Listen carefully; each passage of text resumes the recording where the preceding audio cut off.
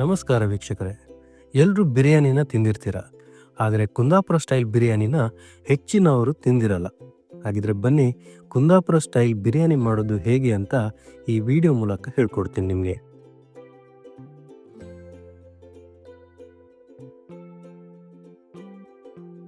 ಮೊದಲಿಗೆ ಚೆನ್ನಾಗಿ ತೊಳೆದಿಟ್ಕೊಂಡಿರೋ ಚಿಕನನ್ನು ಮ್ಯಾರಿನೇಟ್ ಮಾಡಿ ಇಟ್ಕೊಳ್ಳೋಣ. ಅದಕ್ಕೆ ಅರ್ಧ ಲಿಂಬೆಹಣ್ಣು ರಸ ಹಿಂಡ್ಕೊಳ್ಬೇಕು. ನಂತರ ರುಚಿಗೆ ತಕ್ಕಷ್ಟು ಉಪ್ಪು, 1 ಕಪ್ಪು ಗಟ್ಟಿ ಮೊಸರು ಹಾಕ್ಕೊಳ್ಬೇಕು. ನಂತರ 1 ಸ್ಪೂನ್ ಖಾರದ ಪುಡಿ, 1/4 ಸ್ಪೂನು ಅರಿಶಿನ ಪುಡಿ, 1 ಸ್ಪೂನು ಗರಂ ಮಸಾಲ ಪುಡಿ, ಸ್ವಲ್ಪ ಶುಂಠಿ ಬೆಳ್ಳುಳ್ಳಿ ಪೇಸ್ಟ್, ಇವೆಲ್ಲನೂ ಹಾಕಿ ಚೆನ್ನಾಗಿ ಮಿಕ್ಸ್ ಮಾಡ್ಕೊಳ್ಬೇಕು.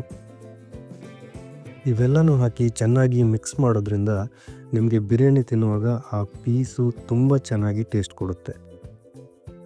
ಹೀಗೆ ಮ್ಯಾರಿನೇಟ್ ಮಾಡಿರುವ ಚಿಕನ್ನ ಒಂದು ಅರ್ಧ ಗಂಟೆ ಸೈಡಲ್ಲಿ ಇಟ್ಕೊಳ್ಳಿ. ಇನ್ನೊಂದು ಕಡೆ ನಾವು ಚಿಕನ್ ಗ್ರೇವಿ ಮಾಡ್ಕೊಳ್ಳೋಣ. ಆ್ಯಕ್ಚುಲಿ ಬಿರಿಯಾನಿಗೆ ಈ ಚಿಕನ್ ಗ್ರೇವಿನೇ ತುಂಬ ಇಂಪಾರ್ಟೆಂಟ್.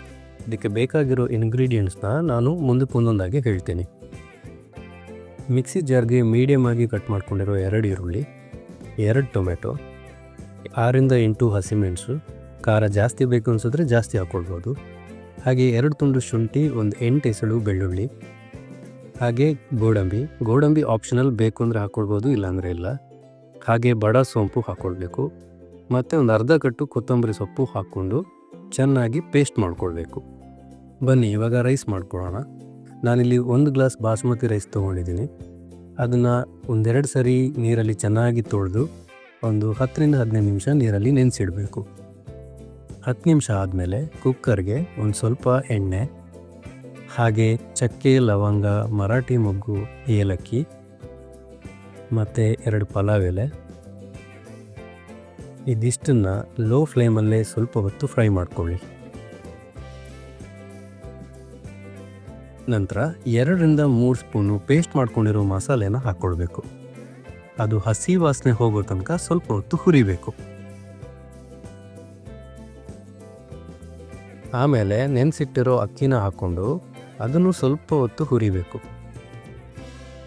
ಹೀಗೆ ಹುರ್ಕೊಳ್ಳೋದ್ರಿಂದ ಅನ್ನ ಉದುರಾಗಿ ಚೆನ್ನಾಗಿ ಬರುತ್ತೆ. ನಾವಿಲ್ಲಿ 1 ಗ್ಲಾಸ್ ರೈಸ್ ತೊಗೊಂಡಿದ್ರಿಂದ ಅದೇ ಗ್ಲಾಸಲ್ಲಿ 2 ಗ್ಲಾಸ್ ನೀರು ಹಾಕ್ಕೊಳ್ಬೇಕಾಗುತ್ತೆ. ಒಂದು ರೌಂಡ್ ಚೆನ್ನಾಗಿ ಮಿಕ್ಸ್ ಮಾಡಿ ರುಚಿಗೆ ಸ್ವಲ್ಪ ಉಪ್ಪು, ಅರ್ಧ ಸ್ಪೂನು ಸಕ್ಕರೆ ಹಾಕ್ಕೊಳ್ಬೇಕಾಗತ್ತೆ.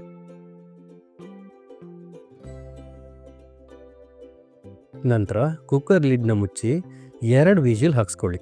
ಅನ್ನ ಆಗೋಷ್ಟರಲ್ಲಿ ನಾವು ಮ್ಯಾರಿನೇಟ್ ಮಾಡಿಟ್ಕೊಂಡಿರೋ ಚಿಕನನ್ನು ಬೇಯಿಸ್ಕೊಳ್ಳೋಣ. ಕುಕ್ಕರ್ಗೆ 2ರಿಂದ 3 ಸ್ಪೂನ್ ಎಣ್ಣೆ ಹಾಕ್ಕೊಳ್ಳಿ.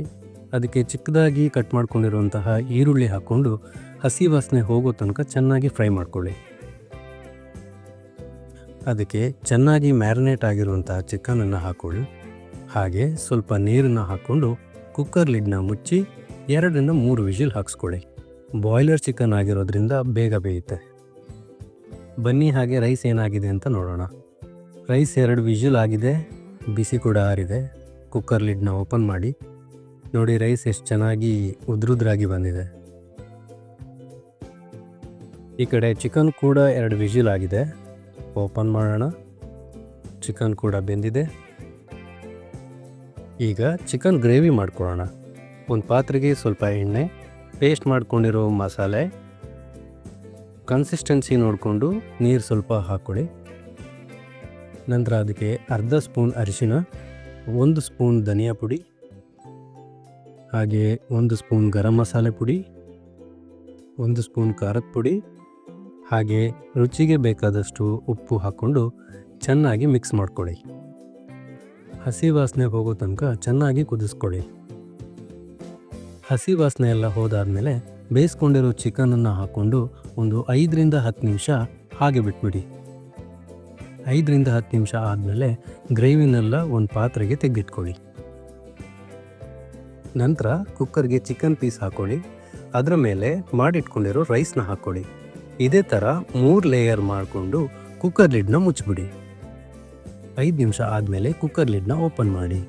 ರುಚಿಯಾದ ಕುಂದಾಪುರ ಸ್ಟೈಲ್ ಬಿರಿಯಾನಿ ರೆಡಿಯಾಗಿದೆ. ಬನ್ನಿ ಇವಾಗ ಪ್ಲೇಟ್ಗೆ ಸರ್ವ್ ಮಾಡ್ಕೊಳ್ಳೋಣ. ಈ ಬಿರಿಯಾನಿಗೆ ನಾವು ಮಾಡ್ಕೊಂಡಿರೋ ಗ್ರೇವಿ ಅಂತೂ ಸಖತ್ ಕಾಂಬಿನೇಷನ್.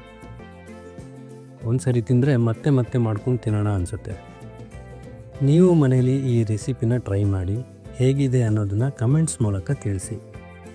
ರೆಸಿಪಿ ಇಷ್ಟ ಆದರೆ ನಮ್ಮ ಚಾನಲನ್ನು ಸಬ್ಸ್ಕ್ರೈಬ್ ಮಾಡೋದನ್ನು ಮಾತ್ರ ಮರಿಬೇಡಿ. Thank you.